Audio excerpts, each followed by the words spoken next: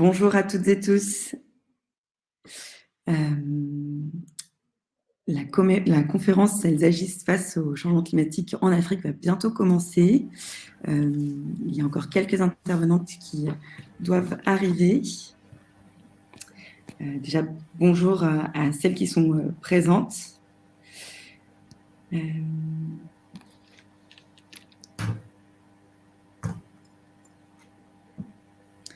Madame Sissoko, est-ce que vous nous entendez bien et est-ce que vous pouvez activer, si c'est possible avec la connexion, votre micro et votre caméra?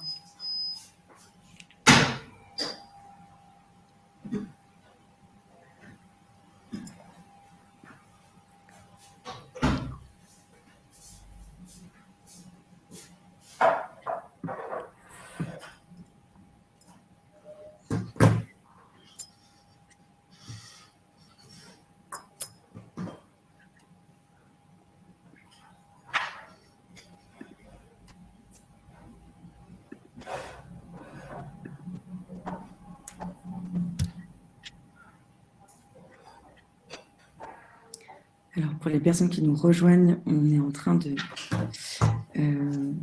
d'accueillir les intervenantes.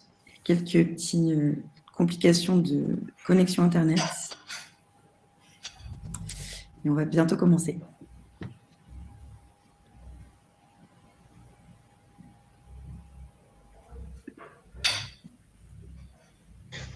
Désolée, j'ai été déconnectée. Pas de problème. Nous sommes en direct et on va bientôt commencer. On attend encore quelques personnes.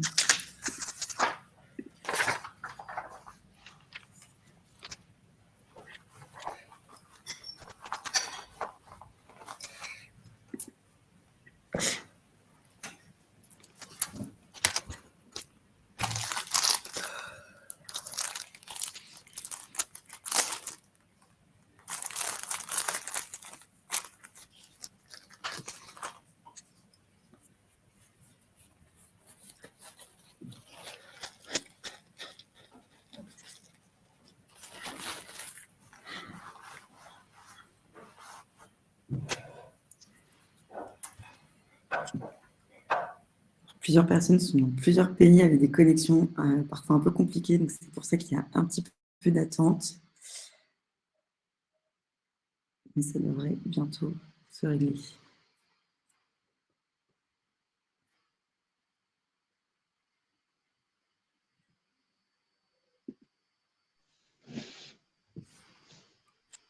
C'est vrai, la connexion, elle n'est pas du tout bonne, surtout de mon côté. J'ai dû changer d'opérateur pour pouvoir accéder à la séance d'aujourd'hui. Madame Sissoko. Oui. Ah, super, on vous entend. Bah, très bien. Bonjour tout le monde. Bonjour. Bonjour, Madame Sissoko. Bonjour, princesse. Comment ça va? Oui, ça va, ça va. Formidable. Merci de nous avoir rejoints. Oui. Alors, nous sommes actuellement en direct. Donc, il y a les participants et les participantes de la conférence qui sont désormais ici, qui nous ont rejoints. Pour ne pas perdre trop de temps, on va pouvoir peut-être commencer et lancer cette conférence. Et donc, pour information, nous attendons encore deux autres participantes qui, j'espère, arriveront avec la connexion à nous rejoindre. Voilà. Du coup, encore une fois, merci à toutes et tous de participer à cette conférence Elles agissent face au changement climatique. Moi, je suis Margot Tunière, je suis responsable programme Afrique chez Empower. Et du coup, j'ai l'immense plaisir d'être la modératrice de cette conférence qui rassemble du coup plusieurs femmes très inspirantes. Donc, docteur Maman Noura Zainabou, qui est médecin et conseillère en neurotransformation. Madame Oudon Sissoko, donc membre du réseau des femmes pour les droits environnementaux. Princesse Kamatari, qui est présidente de la fondation Princesse Esther Kamatari, et deux autres personnes qui vont arriver et nous rejoindre. Donc, il y a Madame Sacha Gabizon, directrice exécutive de WCF International, et Docteur Kalidiatou Souleyero, qui est la fondatrice et présidente de l'USCOP Terroir d'Ici et coordinatrice du projet Carbone Agricole au Niger. Donc, on a la chance de rassembler plusieurs femmes qui sont aujourd'hui présentes dans plusieurs pays en Afrique, d'où quelques problèmes de connexion malheureusement. Mais du coup, avant de rentrer dans le vif du sujet et de parler des messages clés qu'on souhaitait vous communiquer, en tout cas échanger, je vais d'abord vous laisser, mesdames, vous présenter un petit peu plus en détail et du coup vous laisser la parole. Et donc, Princesse Esther, Katamari, on peut peut-être commencer par vous si vous voulez bien. Alors, il faut que vous activiez votre micro. Voilà. Kamatari. Oui, pardon, Kamatari, excusez-moi. Bonjour mesdames, je me réjouis vraiment d'être parmi vous. Je remercie ceux qui m'ont adressé l'invitation et j'en profite pour embrasser Mabiba qui était pour quelque chose dans cette invitation. Donc moi, je suis la princesse Esther Kamatari du Burundi. Je préside la fondation qui porte mon nom, dont l'objectif principal de la fondation, c'est promouvoir la culture, l'environnement, l'assainissement, le développement durable en République du Mali par le recyclage et le surcyclage pour toute matière non dégradable naturellement, telles que certains plastiques. La lutte contre la pauvreté, les échanges culturels, l'éducation, la bonne gouvernance, la santé. Mais spécifiquement, notre objectif, c'est le recyclage des déchets plastiques en objets d'esthétique unique et irréprochable, pourquoi pas. Assurer la prévention des infections liées aux maladies des déchets plastiques, et ça, je pourrais vous en parler. Promouvoir l'utilisation des plastiques biodégradables ou autre chose. Peut-être nous retourner dans nos cultures pour savoir comment nos grands-mères, nos mères faisaient pour aller au marché, etc. Peut-être essayer de réfléchir. Promouvoir l'utilisation, comme je viens de le dire, du plastique biodégradable, promouvoir le développement durable et l'assainissement par l'éducation, y compris chez les enfants. Et à ces objectifs sont associés toutes les actions pour lutter contre la pauvreté, l'amélioration des conditions de vie et la santé des populations vulnérables, et c'est souvent les femmes qui sont dans ce secteur. Toutes les actions pour la promotion des échanges culturels et éducatifs, toute collaboration avec d'autres fondations, associations, organisations poursuivant les mêmes objectifs, donc vous, mesdames. Donc, c'est une fondation qui a été créée au Mali, agréée par le gouvernement malien. Nous avons commencé, mais ça on en parlera effectivement plus tard, à recycler parce que l'Afrique de l'Ouest, très curieusement, je ne sais pas, mais elle est envahie par des plastiques noirs, les petits plastiques noirs qui ont remplacé les feuilles dans les arbres. Et si nous ne faisons pas attention à ces plastiques aujourd'hui, je pense que nous allons condamner très sérieusement les générations futures. Merci. Voilà, en gros. Madame Sissoko, on est d'accord? Ça fait une bonne transition. Si Madame Sissoko, vous voulez vous présenter et activer votre micro. Bonjour tout le monde. J'ai une très mauvaise connexion. J'espère que vous allez m'entendre. Moi, je suis Madame Kouyaté Boundou Sissoko. Je suis la présidente du réseau des femmes pour les droits environnementaux au Mali. Ce réseau qui est constitué d'une quarantaine d'organisations féminines. Super, merci beaucoup pour cette présentation. On pourra en parler un peu plus en détail tout à l'heure. Et du coup, je laisse la parole à Dr Noura. Alors, bonjour. Moi, c'est Dr Maman Noura Zainabou. Je suis médecin généraliste, coach bien-être au naturel et conseiller en naturopathie. Par ailleurs, j'ai reçu une formation tout récemment, une masterclass en changement climatique, le Centre de compétences en changement climatique du Maroc. Alors, je suis activiste multitâche.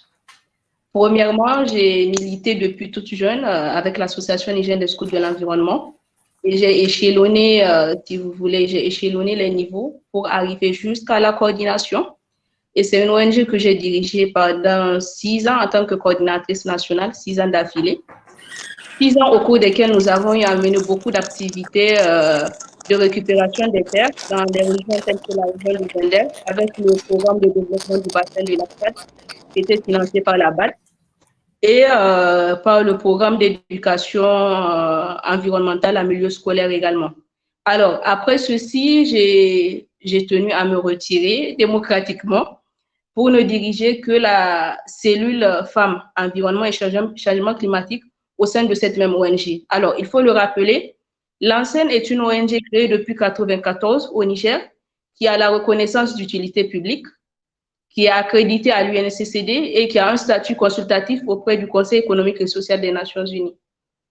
Alors, je suis également membre du Comité national de suivi de la CDN au niveau de mon pays en tant que partie société civile à travers la plateforme nationale sur le changement climatique et le développement durable. Alors, je vais m'arrêter là. On va discuter du reste de mon parcours, à savoir mes recherches scientifiques en matière de climat. Super. Merci pour vos présentations. Avant de rentrer... Désolée, j'avais perdu les réseaux. Pas de souci. Est-ce que, Madame Sissoko, vous vouliez continuer votre présentation? Oui, et je disais que je m'appelle Madame Kouyaté Boundou Sissoko. Je suis la présidente du réseau de femmes pour les droits environnementaux qui a pour objectif de promouvoir la gouvernance dans le renforcement de la justice environnementale, les droits environnementaux et l'accès équitable aux ressources naturelles. Nous avons été mis en place en 2014 et depuis notre création à nos jours, nous avons initié plusieurs activités de renforcement des capacités à l'intention de nos membres, bien sûr, pour leur permettre de jouer leur rôle de sensibilisation, de plaidoyer à l'intention des décideurs, mais aussi des communautés pour une prise de conscience par rapport aux enjeux environnementaux. D'autre part, nous mettons en œuvre et réalisons également des activités terrain en lien avec l'agroforesterie, notamment la valorisation des espèces qui ont une certaine valeur, comme le vétéver, le moringa, le baobab, etc. Voilà un peu ma présentation. Je vous remercie de m'avoir donné cette opportunité de venir intervenir dans ce cadre, dans le cadre du festival sur les questions du changement climatique. Merci beaucoup à vous. Merci à vous de participer. Avant de rentrer dans l'échange plus concrètement, donc je voulais aussi indiquer aux participants et participantes de la conférence qu'il est possible de poser des questions dans le chat et que vous pouvez également, quand il y a plusieurs questions qui reviennent, voter pour les questions qui vous intéressent le plus, puisque on va faire à peu près 30 minutes d'échange avec nos intervenantes et ensuite on laissera 10 minutes pour donc aborder quelques questions et échanger avec vous. Donc l'occasion du coup de nous poser vos questions.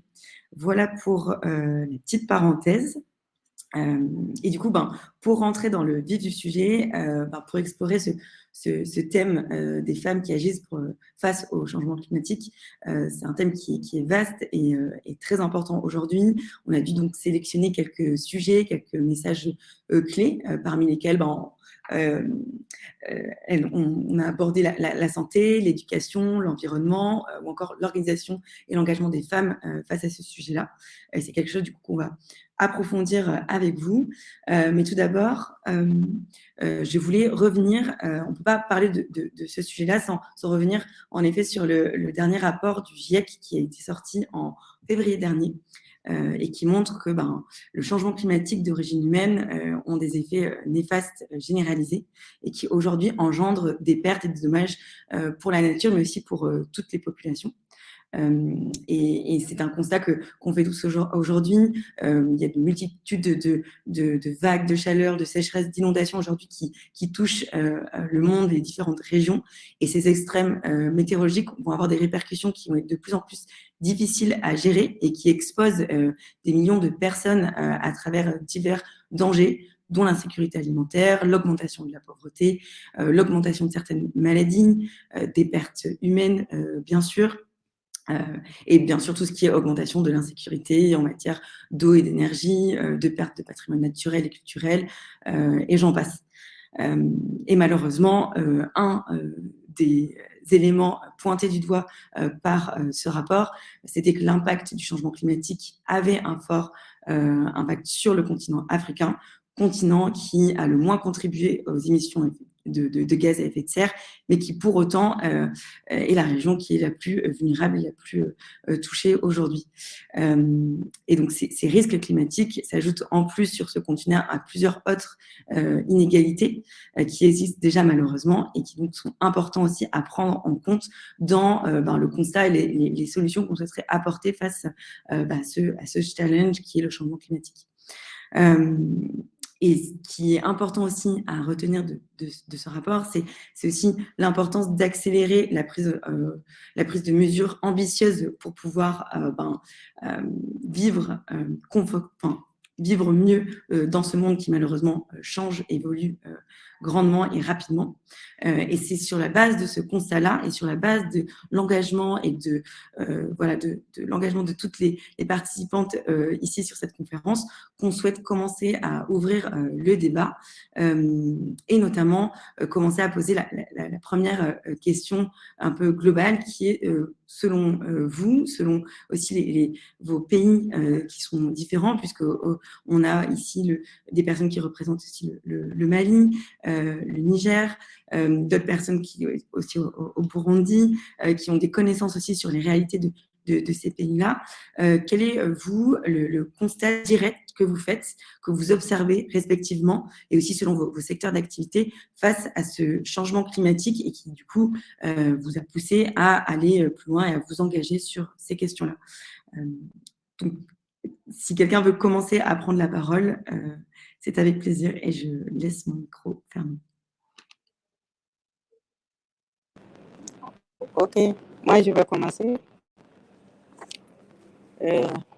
Au Mali, avec les sécheresses des dernières années, qui sont la conséquence des changements climatiques, les systèmes de production qui sont fortement dépendants de la pluviométrie se sont beaucoup fragilisés.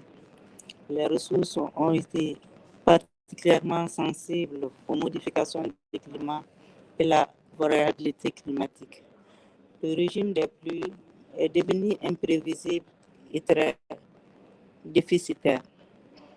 Et du coup, l'élévation anticipée des températures qui engendre une évapotranspiration a aussi une répercussion sur les précipitations.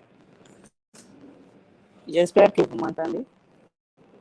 Oui, tout à fait, on vous entend bien. Très, très bien. Oui, donc la vulnérabilité aux conditions climatiques des populations dont la survie est fortement dépendante des ressources en eau et des ressources forestières est aggravée. Ce déficit pluviométrique a entraîné le tarissement, voire la disparition de cours d'eau. Les crues ne sont plus maximales. Les nappes phréatiques se rechargent difficilement.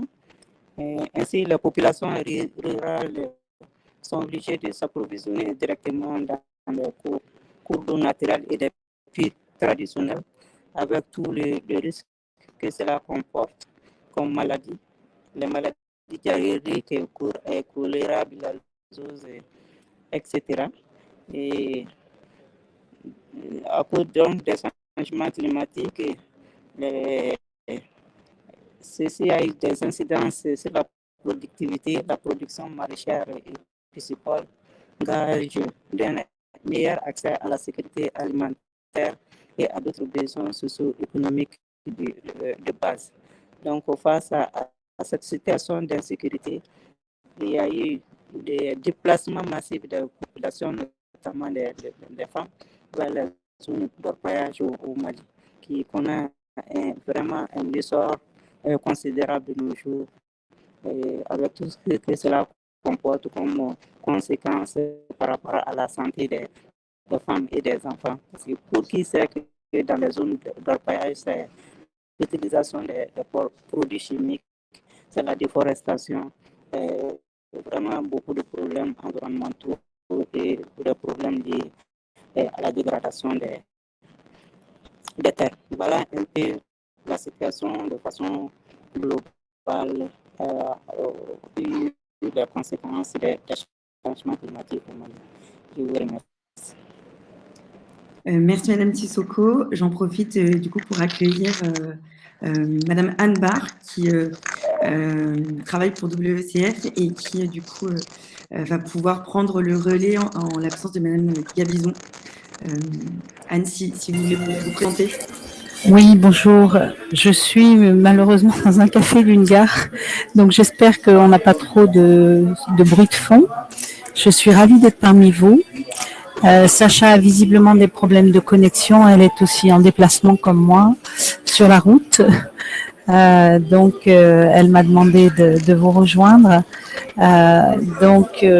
Pour ma part, je coordonne le travail de politique genre et climat au sein de WSF, Women Engaged for a Common Future, qui est une organisation écoféministe internationale qui a une petite trentaine d'années. Nous sommes également accrédités auprès de conventions de l'ONU, notamment la Convention sur le changement climatique, et nous nous impliquons beaucoup aussi dans le processus des objectifs du développement durable et leur mise en œuvre. WSF mène à la fois des projets de terrain et du travail de plaidoyer à l'échelle nationale et internationale. Et c'est donc dans ce cadre que nous sommes heureuses de contribuer à cette conférence. Pour dire quelques mots sur les impacts que révèle et dont je dirais le rapport du GIEC révèle la gravité de manière plus frappante encore aujourd'hui, notamment sur les populations les plus vulnérables et notamment aussi sur les femmes du fait qu'elles n'ont pas les ressources, ni les moyens, ni l'accès aux ressources pour se protéger ou pour s'adapter au changement climatique. Pour notre part, nous travaillons avec de nombreuses partenaires en Afrique, dont certaines qui vont venir au Niger, comme Jamila Idbrouss du Maroc. Alors, Jamila, par contre, a été invitée, mais son vol a été annulé. Mais simplement, je voulais prendre cet exemple parce que c'est un exemple vraiment frappant de la manière dont la ressource s'épuise à cause du changement climatique au Maroc. Jamila Idbrouss est la directrice d'une union de coopératives qui transforme les amandons d'argan en huile. Et dans cette région très désertique, les ressources en eau s'épuisent de manière vraiment catastrophique. Et cette année, l'année dernière, en 2021, elle nous a expliqué que les récoltes ont été extrêmement mauvaises, ce qui fait que les ressources en amandon sont très très faibles. Et en plus de cela, les ressources sont accaparées par certaines entreprises internationales. Ce qui fait qu'aujourd'hui, l'impact est tout à fait dramatique pour les femmes arganières au Maroc. Donc, c'est un des exemples. Et on voit comment non seulement notre communauté internationale est incapable de se prémunir et d'agir face au changement climatique, mais également parfois exacerbe les impacts à travers une politique commerciale et une politique internationale néfaste pour les populations les plus touchées. Voilà, je donnerai cet exemple-là. Nous en avons beaucoup d'autres, des partenaires qui sont en RDC, qui vont venir au Niger, Dorothée notamment, et également au Sénégal, et où chaque fois se répète le constat assez catastrophique de l'impact du changement climatique. Mais ceci dit, toutes ces personnes-là sont des personnes qui mettent en place des actions et que nous présenterons plus tard. Merci. Super, merci beaucoup Anne. J'en profite aussi pour présenter le Dr Khadijatou Diéro qui a pu nous rejoindre également. Donc nous sommes au complet. Je vous laisse vous présenter rapidement et si vous voulez, vous pouvez aussi nous dire quel est, à votre niveau et dans votre secteur, quel est le constat du coup que vous faites face à ce changement climatique. Merci. Merci beaucoup. Bonjour à toutes, je m'appelle Dr Khadijat Souleyerou. Je suis la fondatrice et la présidente de l'Union des sociétés coopératives simplifiées, dénommée Terroir ici. Donc, nous sommes une organisation porteuse d'un projet d'entreprise sociale qui est un projet carbone agricole qui a opté pour l'agroforesterie pour réduire les émissions de gaz à effet de serre et en même temps pour apporter des avantages financiers pour la population locale via la vente des crédits carbone et des services écosystémiques. Voilà en résumé qui je suis.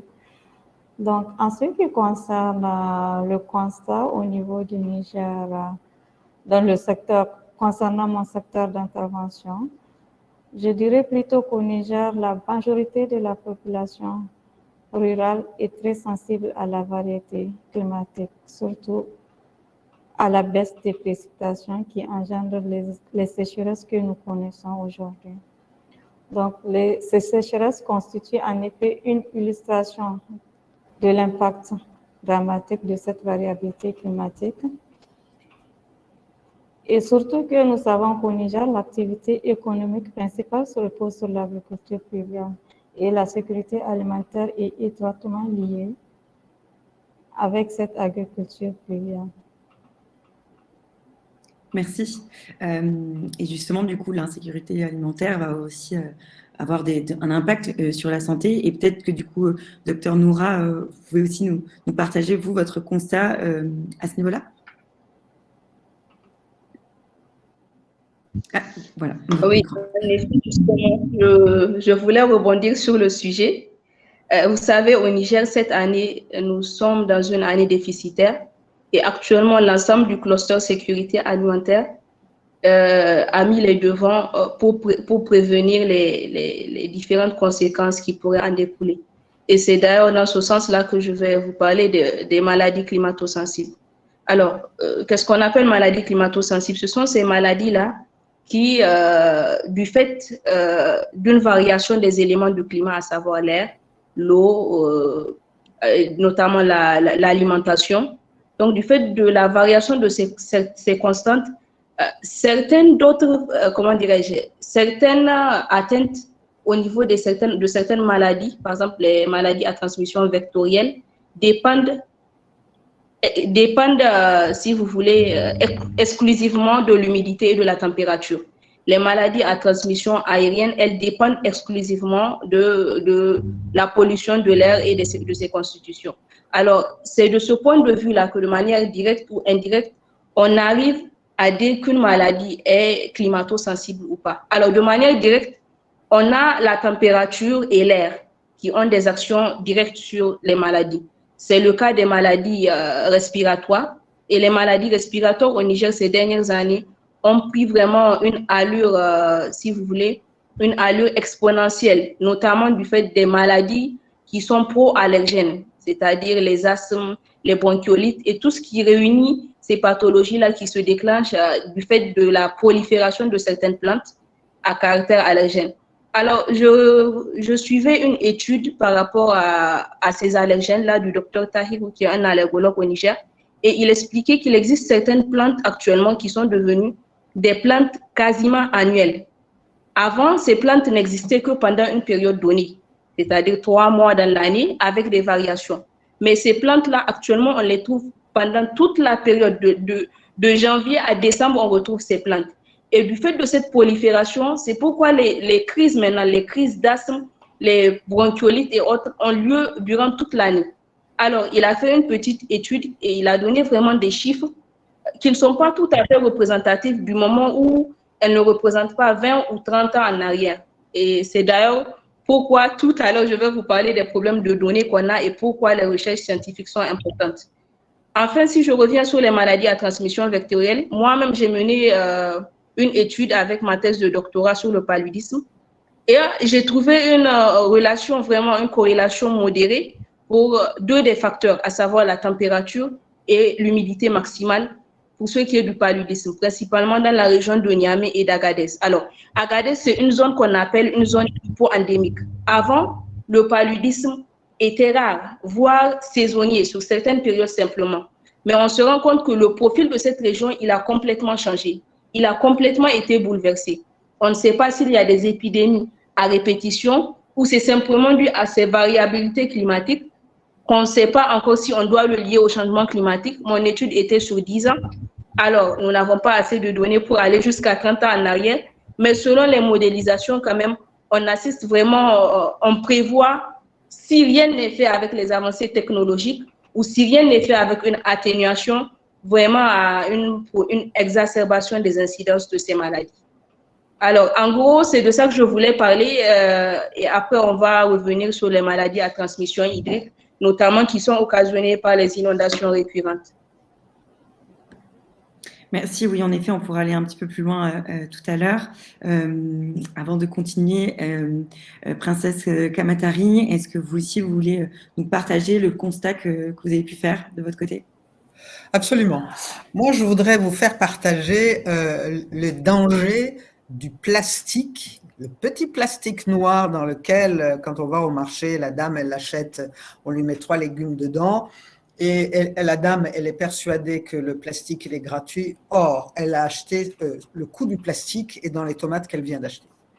Et comme elle pense que c'est gratuit, elle le jette dans l'environnement, dans le caniveau. Mais je voudrais juste attirer l'attention que le petit plastique dont je parle est un dérivé des hydrocarbures, donc des énergies fossiles, et qui sont à l'origine des émissions émissions de gaz à effet de serre responsables du réchauffement climatique. Mais je me suis rendu compte que d'abord, ces plastiques, on les brûle, donc ils finissent être brûlés, donc on les brûle, ceux qui ne sont pas brûlés sont enterrés, etc., etc., ce qui a un impact extraordinaire sur la terre. J'ai vu des femmes cultiver sur 30 cm de déchets plastiques et qu'elles me répondaient que peut-être un coup ça pousse et un coup ça pousse pas, donc ça a une incidence formidable sur leur santé. Il faut se souvenir également que dans les années 50, moi je suis un peu de la génération, le monde fabriquait que 2 millions de plastique, le monde, 2 millions de plastique. Aujourd'hui, nous sommes à 450 millions de tonnes de plastique. Est-ce que vous imaginez? Et qu'il n'y a qu'à peu près 10% à peu près qui est transformé, qui est recyclé. Or, nous ne pourrons pas continuer à vivre comme ça. Vraiment, c'est une chose qui me tient à cœur. Et je l'ai remarqué quand je suis arrivé la première fois, quand je suis arrivé à Bamako, au moment où l'avion atterrissait, je voyais des choses noires dans les arbres. Je me disais, tiens, c'est bizarre, là. Dans ce pays, les feuilles des arbres sont noires. C'est arrivé au sol que je me suis rendu compte que c'était des plastiques. Alors, nous avons mis en place, j'ai imaginé que ce plastique, finalement, c'est une matière première et ce n'est pas un déchet, comme on peut l'imaginer. Et c'est pour ça qu'avec des femmes vulnérables, nous avons commencé à les ramasser.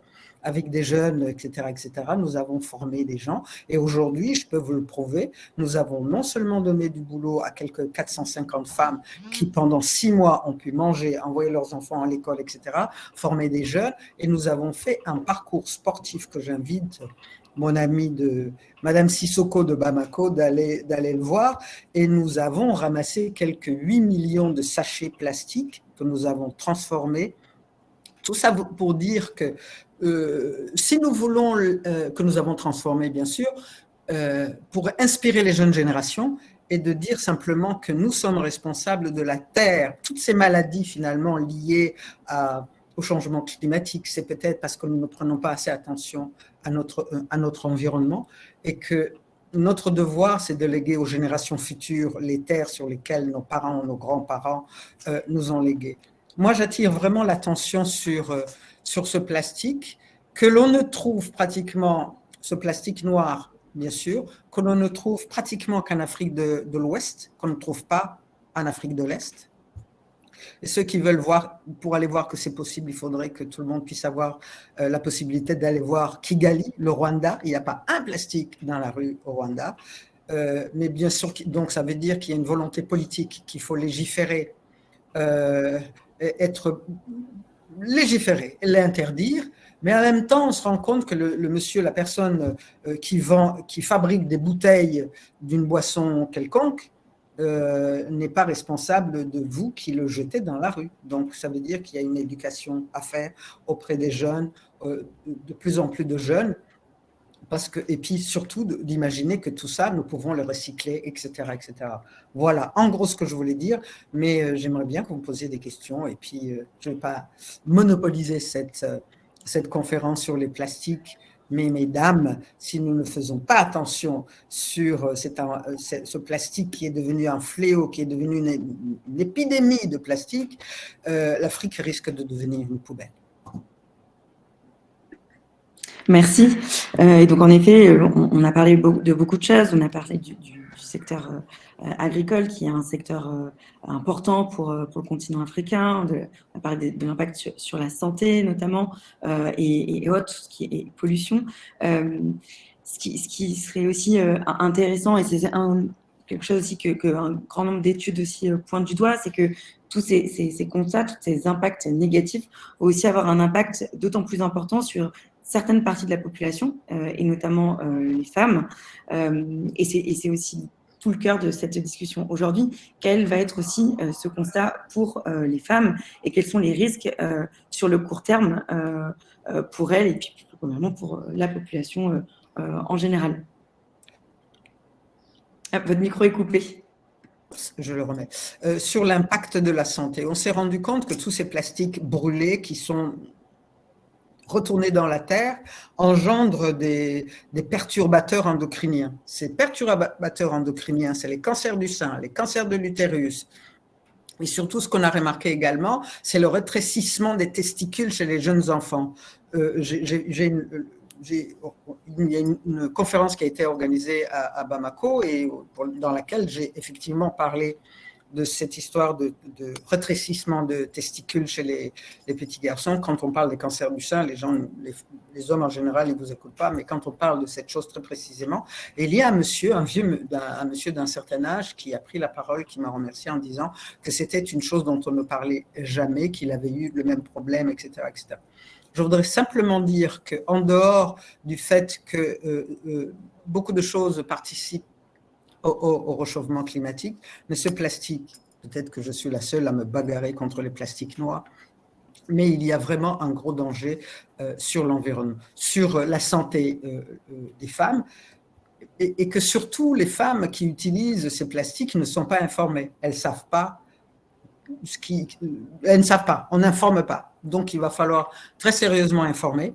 Il va falloir en parler dans les écoles ou dans les familles, etc. En tous les cas, les femmes que j'ai pu toucher, qui ont travaillé avec nous ce projet, elles ont compris qu'il ne fallait pas l'utiliser. Quand on va sur les marchés, les gens achètent la nourriture chaude, le riz et la sauce directement dans ces petits sachets plastiques. C'est comme si on ingurgitait directement du goudron.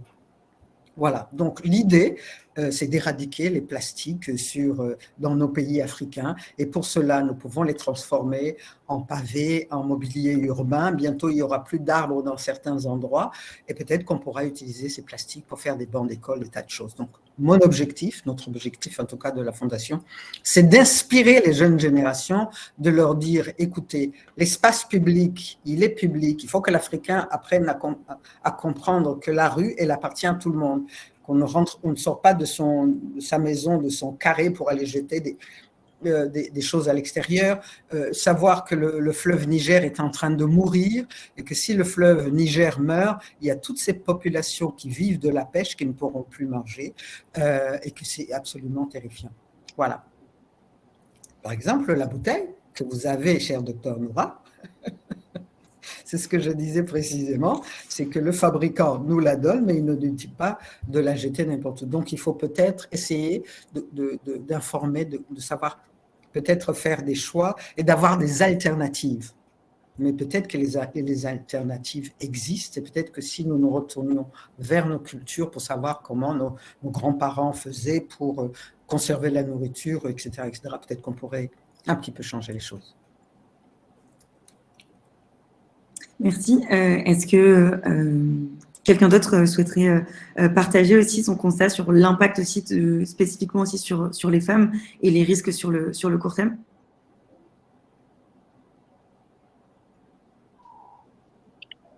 Alors, peut-être que je pourrais prendre la parole. Alors, je vais vous donner un exemple direct. Cette semaine, je ne suis pas du tout allée travailler toute la semaine. Pourquoi? Tout simplement parce que le plus cadet de mes fils est en état de mal asthmatique. Et actuellement, je suis obligée d'aller 3 fois par jour pour lui faire des séances d'aérosol, sans compter les inhalateurs à la maison. Et tout ça, c'est dire que pour moi qui suis femme, qui suis entrepreneur et en même temps qui travaille dans un hôpital, c'est dire que ce travail-là que je fais, il est impacté directement par l'état de santé de mon fils.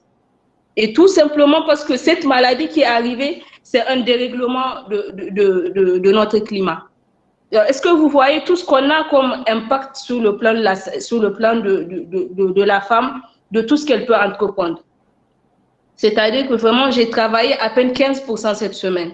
Donc, si par exemple, moi qui suis, disons, en zone urbaine, nous sommes des privilégiés, nous avons des voitures, nous avons accès à l'eau.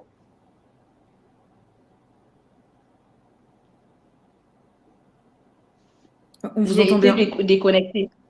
Oui, voilà, je disais, nous avons accès à l'eau. Nous ne sommes pas obligés d'aller vers un puits pour aller chercher l'eau. Nous ne sommes pas obligés d'aller à combien de kilomètres pour chercher la nourriture.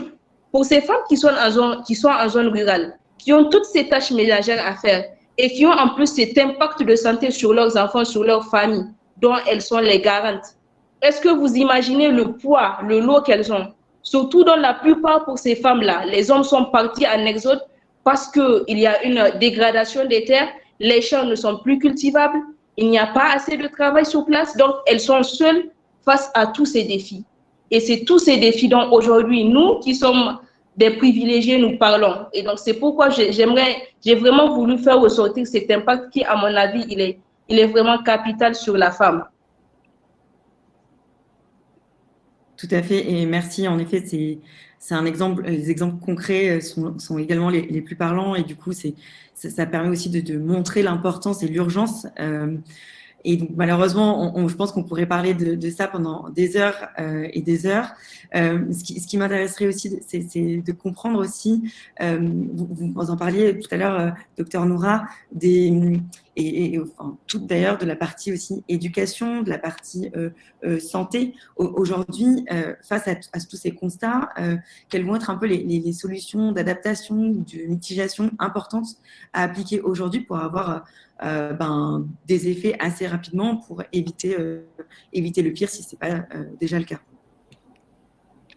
Je ne sais pas si Anne ou docteur Hierro, si vous voulez prendre la parole.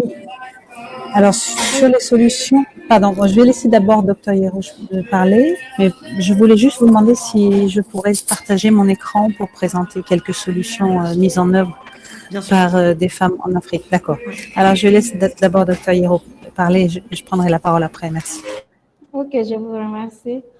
De mon point de vue, une des solutions les plus efficaces pour vraiment s'adapter aux effets du changement climatique est d'atténuer les émissions de gaz à effet de serre et le crédit carbone. C'est un catalyseur qui permet de pérenniser les écosystèmes agro-silvopastoraux, mais également de pérenniser les moyens de subsistance des communautés locales. Donc, ce mécanisme-là est très important à intégrer dans les politiques publiques pour vraiment répondre aux effets des changements climatiques. Donc, l'idée pour nous, au niveau de notre organisation, nous essayons de mettre des projets qui permettent aux populations locales, suite à leurs efforts de restauration et de plantation d'arbres, de bénéficier de ce mécanisme-là qui permet de vraiment contribuer à leur autonomisation financière. Que ça soit, en fait, notre approche vraiment, on prend la population dans son intégralité. On ne vise pas uniquement les femmes, mais quand même, nous avons des organisations paysannes qui nous servent de relais pour atteindre la population locale. Donc, pour moi, de mon point de vue, c'est vraiment un mécanisme très efficace pour lutter contre les effets du changement climatique et pour vraiment s'adapter à ces effets. Merci pour ce partage et pour cette solution proposée. Anne, je pense que vous vouliez partager votre écran. Je suis en train d'essayer de le faire, mais je ne suis pas certaine de savoir comment. Alors, sélectionner une fenêtre.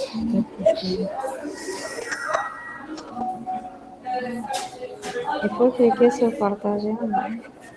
Oui, je suis en train de faire ça, mais visiblement, il y a un souci. Ah, ça y est, voilà.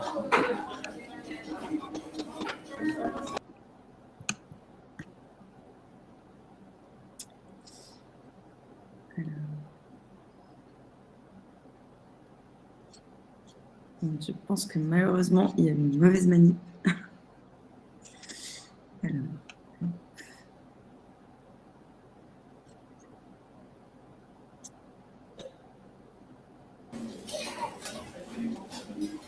Hop, c'est bon. Voilà, je suis revenue. Vous m'entendez? On vous entend et on voit bien la présentation. Parfait. Très bien. Alors, j'espère qu'il n'y a pas de souci. Voilà. Donc, si vous voulez, pour moi, pour nous, WECF, et en tant que membre de la Women and Gender Constituency, qui est une constituante, en fait, un groupe observateur de la Convention climatique et qui représente les droits des femmes et leurs priorités au sein de la Convention climatique, les femmes dans toute leur diversité, et aussi tous les groupes marginalisés. Ce qui nous paraît le plus important, c'est de valoriser et d'amplifier les solutions qui sont mises en œuvre d'action climatique et de justice de genre. Alors, je vais essayer de poursuivre. Si vous voyez ici maintenant, il faut que je... Voilà. Je passe à la diapositive suivante. Voici les solutions que nous primons lors des COP de la Convention climatique. En fait, je dirais que des actions qui sont à la fois à la croisée de l'égalité femmes-hommes et du climat sont nombreuses dans le monde. Ce qu'il faut, c'est que les décideurs et les décideuses politiques les connaissent. Et également que nous puissions, à travers la mise en réseau, ce que nous faisons aujourd'hui tout ensemble, les amplifier de façon à ce qu'elles deviennent des solutions qui vraiment contribuent de manière globale à nous sortir de cette crise climatique, ou en tout cas à s'y adapter et à être plus résilients. Alors sur la slide suivante, je vous présente ici Dorothée Lisenga, de République démocratique du Congo. Elle a gagné le prix Solutions Genre et Climat en 2019 et elle travaille sur l'accès des femmes à la terre et à la propriété foncière. Ça, c'est un élément essentiel pour que les femmes puissent contribuer, par exemple, à la lutte contre la déforestation. En Afrique, les forêts sont vraiment des puits de carbone absolument essentiels, également des sources de biodiversité très très riches et il faut absolument les protéger. La déforestation frappe la RDC comme d'autres pays, et le Cameroun par exemple, de manière dramatique. Et donc, une des solutions, c'est que les femmes puissent accéder à la propriété foncière pour défendre leurs droits. Si on passe à la photo suivante, vous verrez comment elle agit à travers des dialogues dans les villages avec les chefs coutumiers, et aussi surtout à travers la transformation de la loi à l'échelle provinciale et nationale. Ceci a permis à son organisation qui s'appelle la CEFLED d'obtenir que dans aujourd'hui 8 provinces de RDC, la loi intègre la possibilité pour les femmes d'accéder à la propriété foncière et aujourd'hui 7 femmes ont réussi à obtenir un vrai titre de propriété foncière grâce à ce travail. Ça peut paraître très peu, mais vous imaginez que c'est un processus extrêmement complexe. Alors je passerai à la suivante. Il s'agit de Fatou Ndoye du Sénégal, qui sera également présente demain au Niger. Et elle met en valeur avec son organisation le travail des femmes dans le delta du Saloum qui contribue à reforester, à reboiser les mangroves et à également réensemencer les coquillages, les palourdes et tous les fruits de mer du delta du Saloum. C'est une action extrêmement importante pour lutter contre l'ensablement de ce delta et également contre l'appauvrissement et la perte de la ressource. Pour que la justice de genre puisse se faire dans le cadre de ce projet, Fatou et son organisation Endagraf Sahel ont formé les femmes et les ont accompagnées pour qu'elles intègrent les structures de régulation de la pêche. Et en intégrant les structures de régulation de la pêche, eh bien, elles peuvent défendre le travail qu'elles font en établissant par exemple des aires protégées et également en luttant, en faisant un plaidoyer contre la surpêche. Le Sénégal est malheureusement un pays qui est très fortement frappé par la délivrance de concessions de bateaux internationaux qui pêchent, qui surexploitent complètement la ressource halieutique et prennent la pêche aux petits pêcheurs et aux petites pêcheuses qui sont, je dirais, petits ou en tout cas traditionnels. C'est ça qui est important à comprendre pour nous aujourd'hui. Et qui sont des personnes, des milliers, des centaines de milliers de personnes qui assurent la sécurité alimentaire du Sénégal. Et enfin, le dernier exemple que je voulais vous présenter, il s'agit de Jamila Igbrousse, comme je vous en ai parlé. Elle dirige une union de coopératives et avec une fondation, elle a travaillé à la reconnaissance des savoirs ancestraux des femmes arganières, des savoirs qui sont absolument fondamentaux dans la protection de la biodiversité et de la forêt d'Arganier. Et à travers cette transformation de l'huile d'argan, avec les femmes arganières, elle réfléchit à la façon dont elle peut intégrer et dont elles peuvent ensemble intégrer la transition énergétique dans leur pays et vraiment participer de manière active à la transition énergétique. Et donc on voit sur la diapositive suivante que par exemple Jamila participe, si vous pouvez bouger à la diapositive suivante, voilà, elle participe à former des jeunes techniciennes de façon à ce qu'elles puissent créer une chaîne de valeur locale au Maroc d'équipements solaires productifs qui vont permettre de transformer différents produits.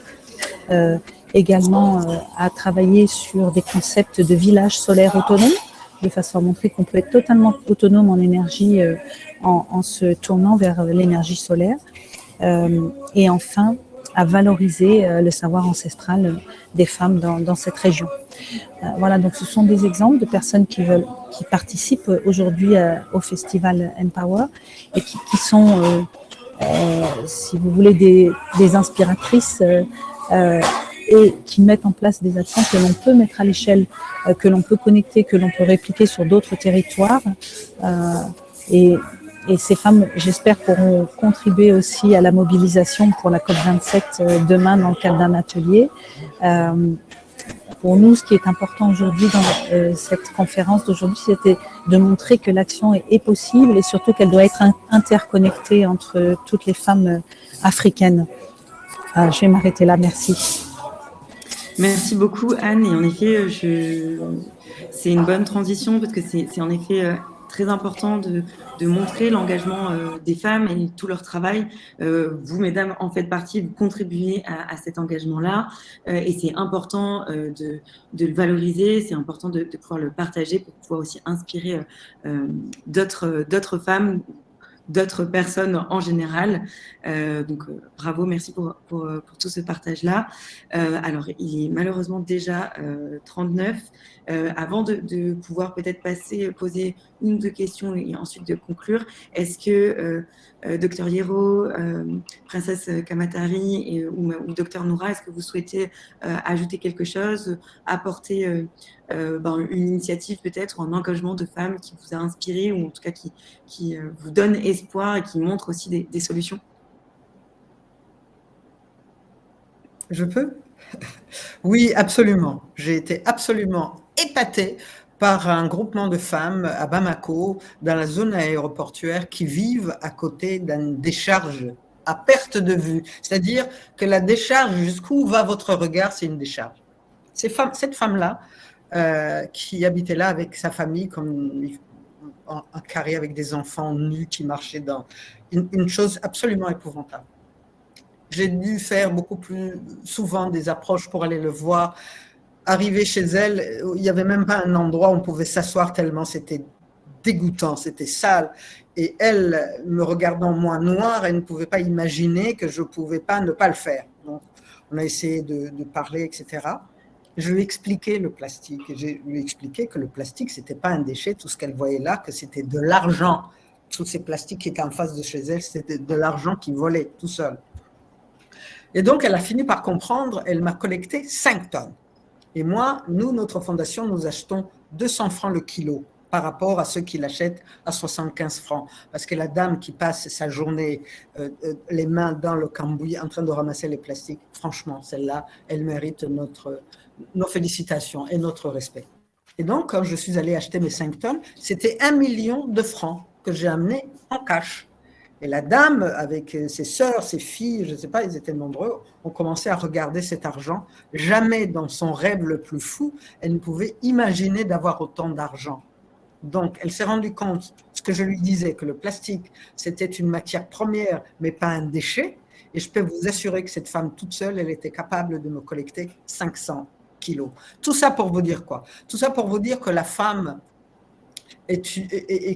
c'est un cadeau de Dieu, de savoir que cette femme agit, elle agit, quand vous lui expliquez ce qu'il faut faire, elle agit, elle est consciente de l'enjeu parce qu'elle doit nourrir sa famille, ses enfants tous les jours, et elle a besoin qu'on la respecte, elle a besoin qu'on l'aime, qu'on le lui montre. Et je suis convaincue qu'avec les femmes, nous pouvons absolument arriver loin, en tous les cas dans ce secteur que moi j'ai choisi, ou qui m'a choisi, c'est d'essayer d'éradiquer le plastique.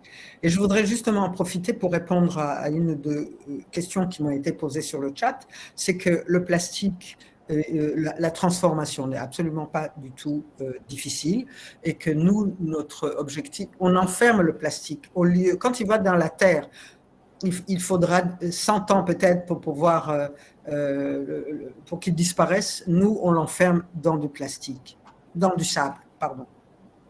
Et que je sais que beaucoup de pays, en tout cas de l'Afrique de l'Ouest, sont impactés par cela. Et je répondrai également à une question concernant le fleuve Niger. Oui, le fleuve Niger, il y a pratiquement plus d'oxygène dans le fleuve. Si vous allez à Bamako, vous verrez des milliards de bouteilles d'eau qui jonchent sur le fleuve, et que le fleuve, effectivement, commence, on dit, certaines personnes disent que d'ici une dizaine ou peut-être moins de 10 ans, le fleuve au Niger aura disparu.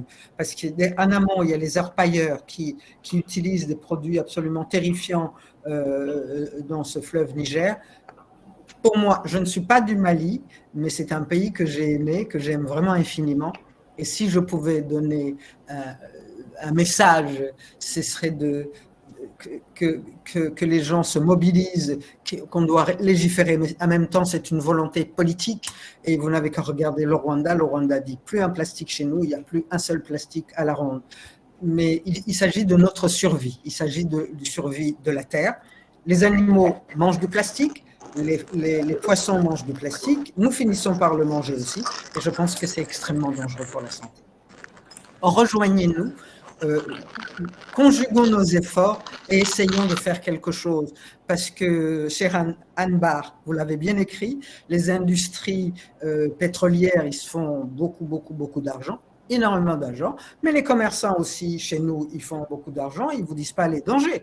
Donc, à un moment donné, peut-être que c'est le consommateur qui, finalement, comme nous en France, quand vous entrez dans un magasin pour acheter quelque chose, on ne vous donne plus un plastique, ça n'existe plus. Donc, peut-être que c'est à nous de trouver les alternatives, mais il s'avère que c'est vraiment comment dirais-je, je n'arrive pas à trouver le mot juste parce que je suis tellement ému par cette histoire qu'il s'agit de notre propre survie, en tous les cas, la survie des enfants. Comme disait le docteur Noura, le changement climatique, son fils qui est malade, c'est peut-être tout ça les choses. Mais comme maintenant nous sommes conscientes, écoutons, rassemblons-nous et faisons quelque chose. En tout cas, moi, je suis disponible. Merci pour ce beau message. Peut-être pour conclure rapidement, et une question qui a été posée par Elena, qui demande est-ce qu'il est possible de créer des projets intergénérationnels pour lutter contre les dérèglements climatiques dans vos pays respectifs. Et donc peut-être Dr Noura ou Dr Hiro, si vous voulez prendre la parole sur cette question.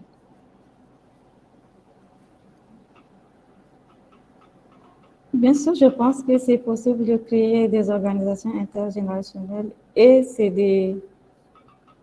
sur le terrain, on trouve ce type d'organisation dans le cadre des activités que nous menons. Nous avons rencontré des organisations paysannes dans lesquelles vous trouverez des femmes constituées, des jeunes filles, des femmes mariées et des femmes veuves. Donc, je pense que toutes ces femmes qui composent ces organisations paysannes ne sont pas de la même génération, mais elles sont ensemble, elles suivent des formations et elles arrivent à adopter les bonnes pratiques qui leur permettent surtout de s'adapter aux différents défis liés au changement climatique.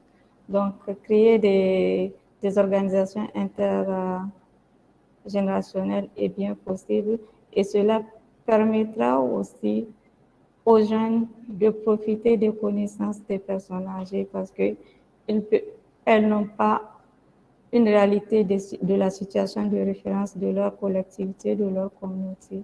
Donc, c'est une occasion pour ces jeunes d'apprendre l'historique de leur territoire. Donc, je pense que c'est bien possible. Merci. Et oui, comme vous le disiez aussi, ce serait aussi intéressant pour comprendre quelles étaient les pratiques d'avant, justement pour revenir à des choses beaucoup plus durables et responsables. Alors malheureusement, le temps est terminé pour nous. On va devoir clôturer. Si vous aviez un mot de fin aux personnes qui nous écoutent aujourd'hui, rapidement, chacune, qu'est-ce que ce serait ? Alors, si je peux commencer, parce que je prendrai que vraiment 30 secondes. Le temps est à l'action. Il faut absolument agir. Et je pense que les femmes dans toute leur diversité, les populations qui sont dans le terrain, sur le terrain, sont ces acteurs et ces actrices dont nous avons besoin. Et donc, je vous invite à postuler au prix Solutions Genre et Climat pour rejoindre les personnes et les organisations qui mettent en œuvre des projets dans la philosophie et dans le sens dont nous avons besoin, de façon à ce que nous puissions aussi vous accompagner, puisque ce que je n'ai pas eu le temps de dire tout à l'heure, c'est que nous proposons un programme de mentorat, d'accompagnement et surtout de mise en lien avec tous les organes de la CNUC, le mécanisme financier, le mécanisme technologique de la CNUC, de façon à mettre à l'échelle ces solutions qui sont vraiment des contributeurs et des contributrices de l'action climatique à l'échelle nationale. Donc des politiques climatiques dont nous avons besoin. Merci. Merci. Docteur Noura, vous pouvez vous laisser la parole. Alors, ce que je voulais dire à l'endroit de tous qui nous suivent aujourd'hui, c'est que la lutte contre le changement climatique aujourd'hui, elle est une obligation, elle n'est pas individuelle, elle est collective. Et il y a beaucoup d'organisations de femmes, d'organisations sur le changement climatique, de réseaux, de collectifs. C'est de pouvoir se lier, se positionner à travers ces réseaux-là pour pouvoir avoir un impact plus global. Pouvoir s'investir dans la recherche scientifique pour pouvoir donner beaucoup plus de données, des données fiables qui vont nous permettre d'avoir une meilleure justice climatique dans nos pays, mais également dans des avancées de technologie en matière agricole, en matière de santé, en matière solaire, pour des économies plus vertes. Je pense que c'est important et incontournable, que ce soit pour l'adaptation ou l'atténuation. Merci. Du coup, Docteur Hiro, si vous voulez nous donner votre mot de fin. Nous avons besoin plus d'action pour la nature. Le message est passé. Merci. Princesse Kamatari. Ah, il n'y a plus de micro. Je ne suis pas habituée. J'ai dit le dernier mot, le mot de la fin, c'est de dire que tout ce que nous faisons, c'est pour inspirer les jeunes générations. C'est de vous inspirer. J'ai vu aussi des questions passer à propos du fleuve Niger. Oui, en tous les cas, moi je suis disponible. Mon rôle aujourd'hui, c'est la transmission. Ou là où je suis, c'est de transmettre aux jeunes générations, leur permettre de comprendre et surtout de dire que toutes les actions que nous devons mener sur le terrain, on commence à petite échelle. On commence chez soi, on commence chez le voisin, on commence le quartier, on commence, on va dans la rue, etc., etc. Je pense que nous y arriverons quand nous prendrons conscience de cette importance et c'est surtout de l'autre. Il faut que l'autre, nous le mettions au centre de tout ce que nous sommes en train de faire. Donc voilà, mon rôle, c'est de transmettre aux générations futures et que je suis tout à fait disponible aux unes et aux autres de vous rejoindre, en tout cas, d'apporter ma contribution pour qu'on éradique le plastique en Afrique. Sinon, l'Afrique va devenir une poubelle.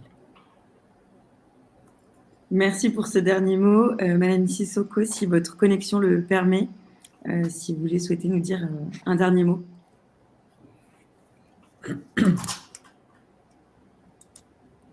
Votre micro est coupé, si jamais vous m'entendez. Bon, malheureusement, je pense que la connexion était très mauvaise de son côté. Du coup, on va pouvoir clôturer cette conférence. Encore merci à toutes d'avoir contribué, d'avoir partagé votre expérience, donné des exemples concrets. Je pense que ça a permis à beaucoup de personnes qui nous ont écoutés d'en savoir un petit peu plus, de savoir aussi comment continuer à s'engager, et en tout cas en espérant de les avoir inspirés pour s'engager à leur tour. Je vous remercie et puis j'espère à très vite. Au revoir tout le monde. Au revoir. Vous avez votre micro coupé. C'était pour clôturer en beauté. Les remerciements avant de couper complètement. Merci d'avoir été une extraordinaire modératrice. C'est gentil. Au revoir. Merci beaucoup. Et n'hésitez pas, pour les personnes qui sont au Niger, à continuer à aller voir ce qui se fait sur ces 2 prochains jours. Au revoir. Merci beaucoup. Madame Sissoko, vous êtes là ou pas?